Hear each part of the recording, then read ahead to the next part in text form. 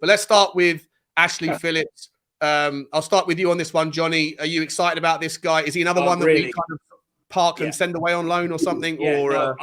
Listen, I really like this kid. I mean, I was told about him a year ago.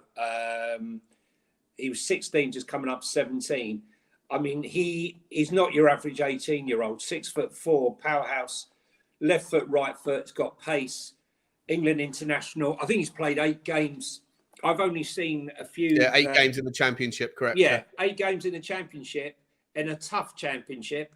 At the age of 17, it's pretty impressive. He's only just 18, by the way. But he's not ready. He's not ready for our. Like, you wouldn't want him coming. If there was an injury, you wouldn't want him stepping up and playing alongside Romero, would you? Or No. But listen, you have to grab the talent, and if you're telling me, grabbing a talent for 3 million of this quality, I'd grab it in a flash. I'm not arguing against buying him, but what do we do with him immediately? Do you send him out on loan? I think he'll stay within the squad. I think he'll stay within the squad, and he'll probably, maybe the odd time he'll be on the bench. Listen, it will all depend, Sean. So you stick him in the under-23s basically for the time being. I think he'll fit. I think he'll be training 100%. He'll be training with the first team 100%.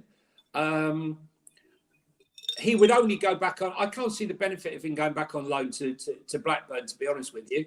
The only thing is, it's a shame that we don't have, Conference League European football, because it would give. I know a lot of people didn't want it. I personally would have liked it, so that we could have given the likes of the Divines and the Phillips and some of the periphery players a chance to get game time, because with a squad of 25 plus youth and only league football week to week, some players are maybe going to have to go out on loan, like a Divine potentially. No, but Phillips does not have the physical presence of a kid that's just 18. I'd love to see what he's going to be like. He's got years to grow, right? You still grow until you're 21, don't you? So God knows how big he could be by the time we get round to it. But his physicality, look. Any defender that can play with both feet and has pace and power, is good in the air, and he's got a great all-round game. Plays for England, all you need is for him to keep his feet on the ground, keep focused, keep working hard, and he's got the world at his feet, so to speak. Dave, right? I'm a massive. I'd like to see him for a season in the under 20 or under 21s with Alfie Dorrington, because they're now playing in the under 21 version of the League Cup as well. So not only are they in the league, they've also got the cup this year that they weren't in last year. So for me, I think so we don't get ourselves into a position where we were with Toby and Jan. Once they left, we were sort of screwed. We had to completely rebuild that area because the backup players we had weren't good enough, but also we didn't have anything coming through behind them either. And I think this time around, putting Phillips beside someone like Alfie Dorrington, who I think has immense potential as well and has a good chance of making it at Tottenham Hotspur, so that if in future Romero or whoever, does end up leaving or going on to pastures new, we have the next guys to step in and they're ready. But also, they're also homegrown, which then doesn't create that problem in future as well. So for me, I'm actually really excited to watch the under-21s across the board this year. There's some amazing talent in there, some amazing players. Look, obviously, Johnny, we know not all of them are going to step up and make the grade. But, with the potential of buying in, there is a potential that you might get a class of 90. What is it? The one from United, the class of 92. So it's funny you say that.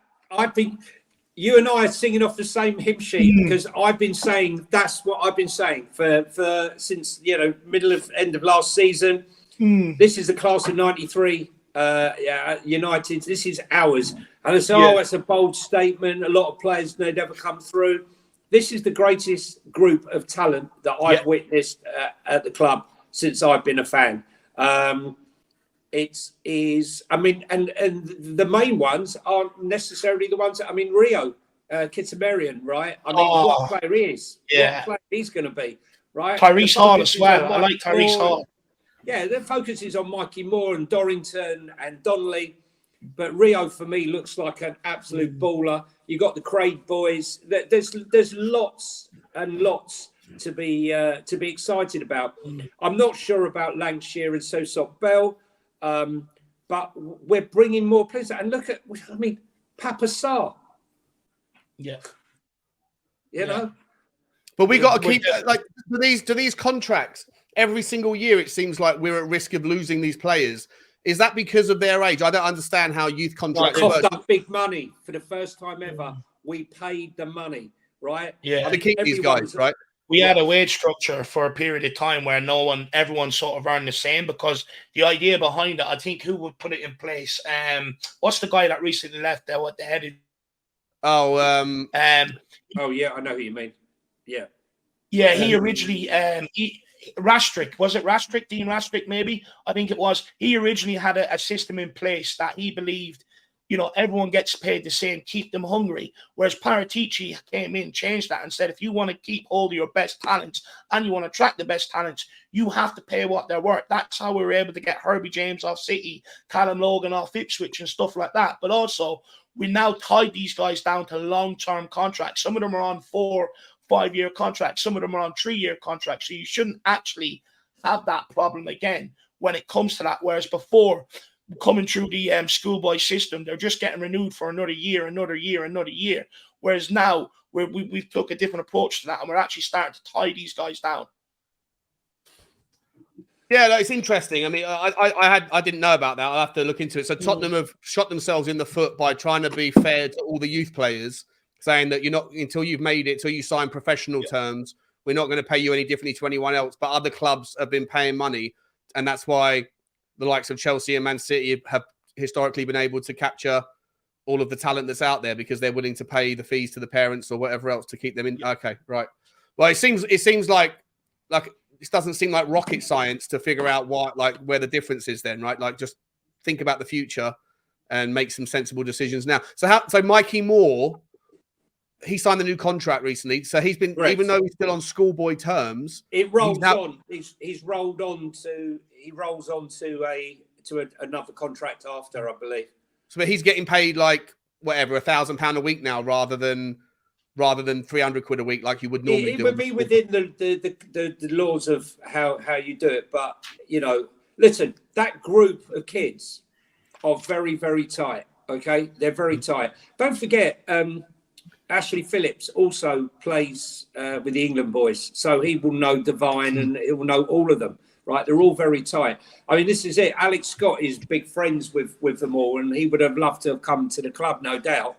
Yeah, but you know, I don't think that we have the room for Alex Scott right now with these players. We need to get rid of about 6-7 players minimum to bring them in.